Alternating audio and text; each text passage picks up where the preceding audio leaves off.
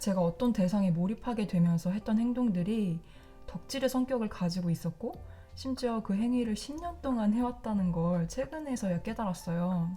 그 대상에 대한 몰입도가 흐려지면서 내가 여태껏 해왔던 그 행위가 다 덕질에서 비롯된 것이었구나라는 걸 알게 된 게 좀 아이러니하더라고요. 제가 이 행위를 덕질이라고 표현한 이유는 아무래도 덕질의 코어가 좋아하는 대상에 몰입하는 행위잖아요. 보니까 제가 해왔던 그 행위가 좋아하는 것에 몰입해서 나타난 결과물이더라고요. 그래서 그 행위를 덕질이라고 표현할 수 있겠구나라고 생각을 하게 됐어요. 스웨덴어. 스웨덴 국가에서 사용하는 언어, 스웨덴어. 제가 스웨덴에서 교환학생 자격으로 공부를 했었는데 거기서 스웨덴어를 배웠어요. 이제 공부를 마치고 한국에 돌아와서도 그 언어에 대한 흥미가 계속 남아서 공부를 했고 공부를 하면 할수록 더 좋아지게 된 케이스예요.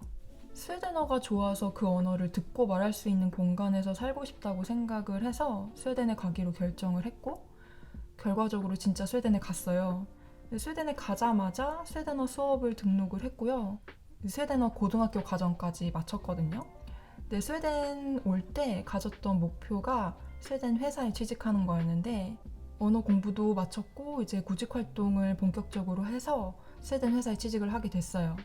이렇게 스웨덴에 오고 시간이 지날수록 스웨덴어 사용 비중이 점점 높아졌고 지금은 생활에서 거의 98%는 스웨덴어를 사용을 해요. 저는 개인적으로 덕질의 순기능을 다양하게 경험했다고 생각을 하는데 그 중에서 몇 가지를 얘기를 해보자면 첫 번째로 좋아하는 대상으로부터 얻는 에너지 덕분에 삶에 활력이 더해지는 것 같아요. 저 같은 경우는 스웨덴어가 좋아서 그걸 더 알아가고 싶어서 공부를 했고 사람들과 스웨덴어로 대화하려고 교류도 더 하게 된 것 같아요. 이런 식으로 크고 작게 할 일이 생기면서 생활에 활력이 더해지지 않았나 싶어요. 그리고 두 번째로 앞에서 설명한 것의 연장선에서 삶에 활력이 더해지면서 성장하는 기회가 자연스럽게 생기고 실제로 성장을 하게 되는 것 같아요. 저는 언어 실력이 향상이 됐고 사람들과 교류하는 과정에서 다양한 배경을 가진 사람들을 만나게 되면서 사람과 세상을 바라보는 시각이 넓어지고 다채로워진 것 같아요. 세 번째는 제가 앞서 말한 순기능에서 성장을 한다고 했잖아요. 이제 그 과정에서 성취감을 느끼고 자존감이 올라가게 되는데 저는 언어 실력이 늘면서 주변 사람들이 그걸 알아채고 칭찬해줬고 다양한 사람과 교류하면서 배운 소통 방식과 태도에 긍정적인 변화가 생기면서 친구가 점점 더 많아졌어요.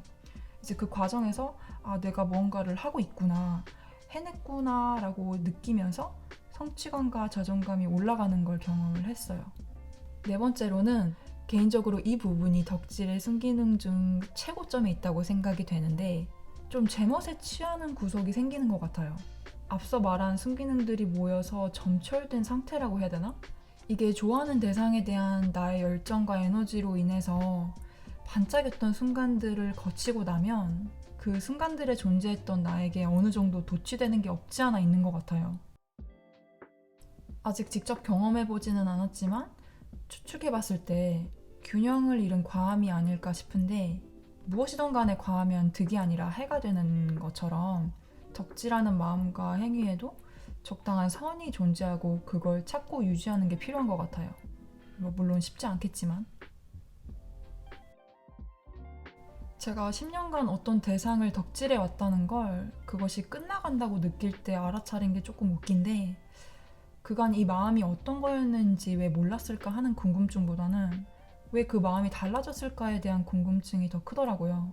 좋아하는 마음에는 의문을 두지 않았는데 좋아지는 마음이 사라지는 것에는 의문을 두는 게 그 좋아하는 마음이 10년이라는 짧지 않은 기간 동안 이어져 왔기 때문이라기보다는 오히려 그 마음을 딱 돌아서게 만드는 어떤 결정적 계기나 사건이 없어서 그런 것 같아요.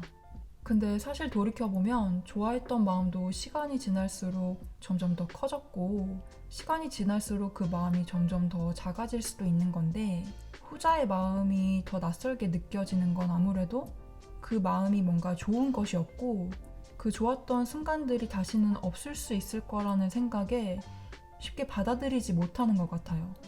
뭐 지금으로선 제가 할 수 있는 건 이 혼란스럽고 복합적인 감정을 고스란히 느끼면서 소화할 수 있는 시간을 저에게 충분히 허락해 주는 거라고 생각을 해요. 그러면서 이 마음의 끝이 어딘지 끝까지 가보는 거?